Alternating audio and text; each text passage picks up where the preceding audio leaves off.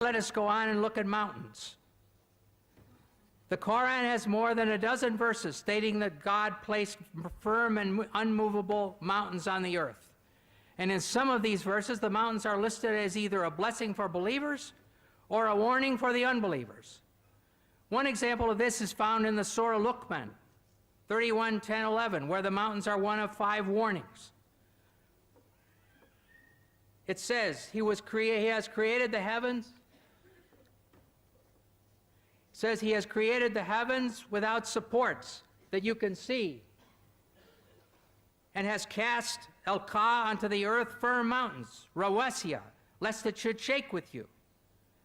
In the prophets, Al-Anbiya, 21:31, as one of 7 warnings, we read, and we have set on the earth firm mountains, lest it should shake with you, with them.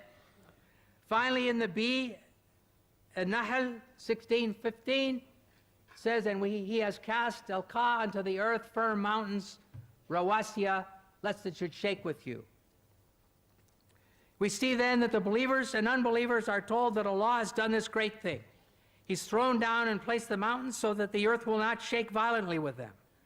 Therefore, we must ask ourselves, what did they understand? In the next 2 verses, another picture is given.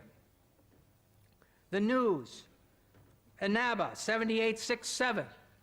Have we not made the earth an expanse and the mountains as stakes, al-jibala otadan, as those used to anchor a tent in the ground? And then the overwhelming, al-ghashiyah, 88:17-19. Do they, the unbelievers, not look at the mountains, al-jibal, how they've been pitched like a tent? Here men are told that the mountains are placed as tent pegs. Tent pegs keep the tent stable. So again, the idea is put forward that the mountains will keep the earth from shaking. A third picture is presented in the word rawasiya, used for mountains.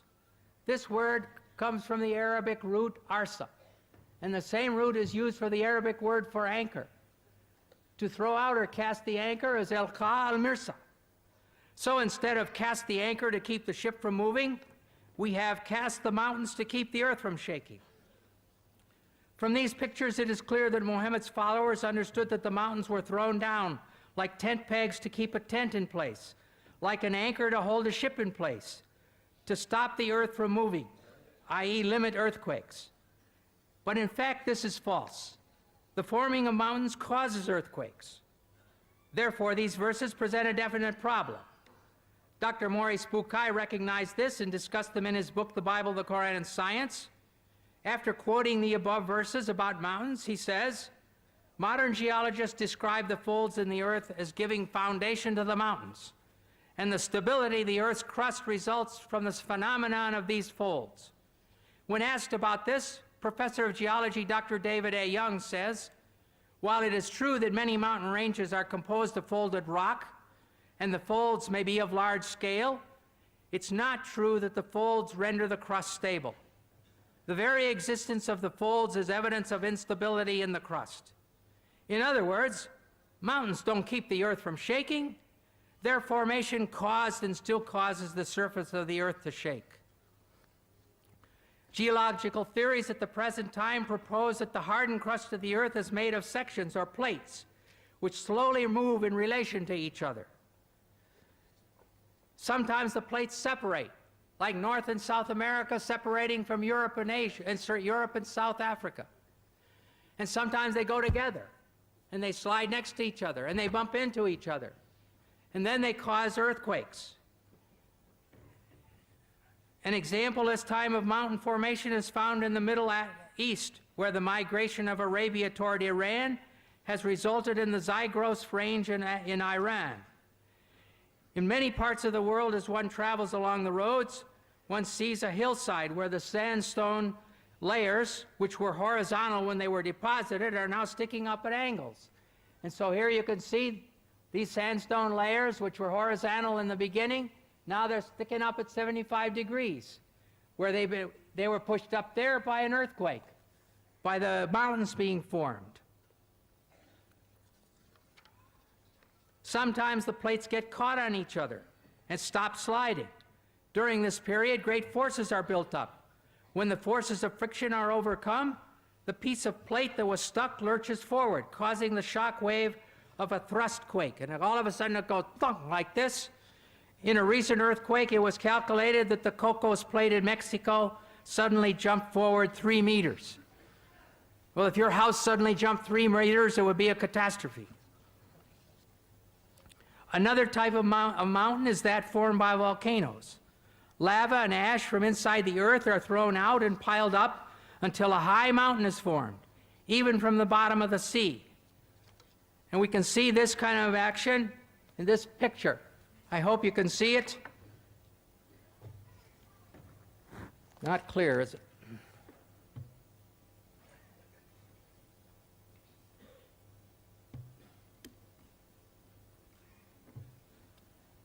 The ocean crust is right here, and the continental crust is there, and the oceanic crust is going down under the continental crust, and mountains have been formed here. Here's a volcano, and here is the magma or the molten rock going up through the volcano. And here's another volcano with magma going up. And so this is how the mountains are formed and earthquakes are formed.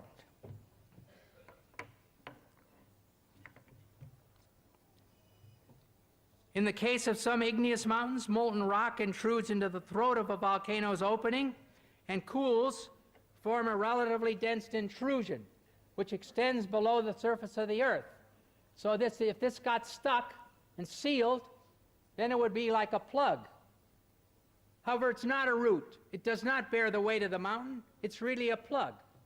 Therefore, on occasion, pressure builds up under the plug, and the volcano explodes, as happened in the South Pacific at Krakatoa in 1883, when the whole island was blown away. And it happened in Mount St. Helena in our days, when the mountain was blown away.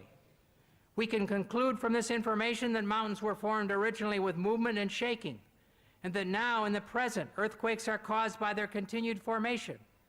When the plates buckle over each other, there are earthquakes. When the volcanoes erupt, there can be earthquakes. However, it is clear that the followers of Muhammad were understanding these verses to say that Allah threw the mountains down as tent pegs or anchors to keep the earth from shaking.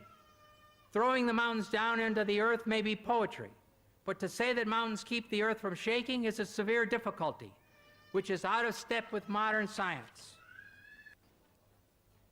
In the field of geology we have come to know today, the geologists tell us that the radius of the earth is approximately 3,750 miles. And the deeper layers, they are hot and fluid and cannot sustain life. And the superficial part of the earth's crust which we live on, it is very thin, hardly 1 to 30 miles. Some portions are thicker, but majority 1 to 30 miles. And there are high possibility that this superficial layer, the earth's crust, it will shake. It is due to the folding phenomena which gives rise to mountain ranges, which gives stability to this earth. Quran says in Surah Nabah, chapter number 78, verse number 6 and 7, we have made the earth as an expanse, والجبال أوتادا, and the mountains as stakes. The Quran doesn't say mountains were thrown up as stakes, mountains as stakes. Arabic word autad means stakes, meaning tent peg. And today we have come to know, in the study of modern geology, that mountain has got deep roots. This was known in the second half of the 19th century. And the superficial part that we see of the mountain is a very small percentage. The deeper part is within. Exactly like a stake, how it is driven in the ground. You can only see a small part on top, the majority is down in the ground. Or like a tip of the iceberg, you can see the tip on the top, and about 90% is beneath water. The Quran says in Surah Ghashiyah, chapter 88, verse number 19, and Surah Naziyat, chapter number 79, verse number 32, وَالْجِبَالَ أَرْسَاهَا, and we have made the mountain standing firm on the earth. Made the mountain standing firm on the earth.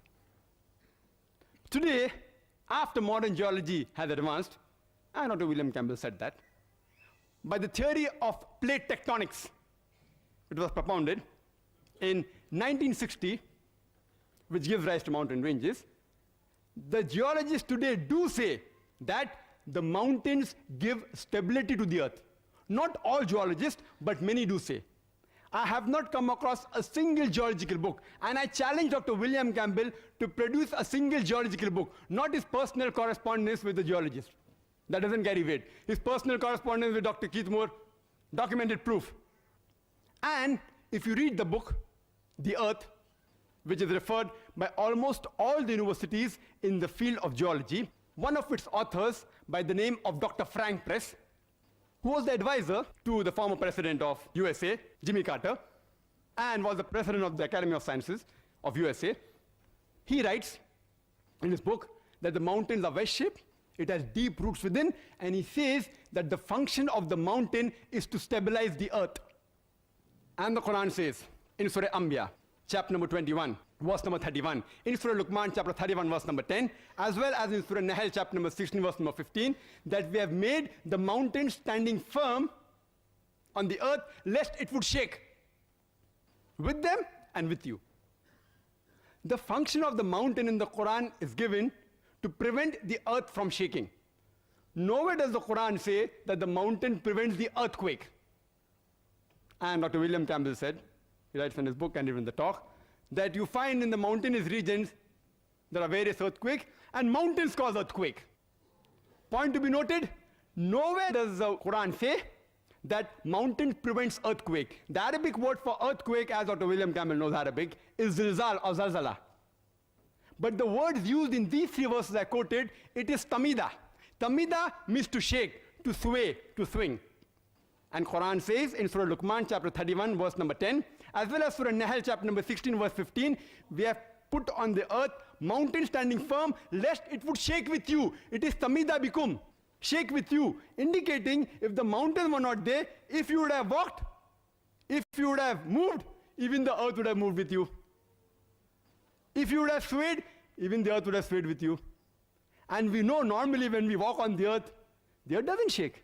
And the reason for this is, according to Dr. Frank Press and Dr. Najjar, who's from Saudi Arabia, and he wrote a full book on geological concepts in the Quran, answering almost everything what Dr. Wiliam Campbell has said in detail.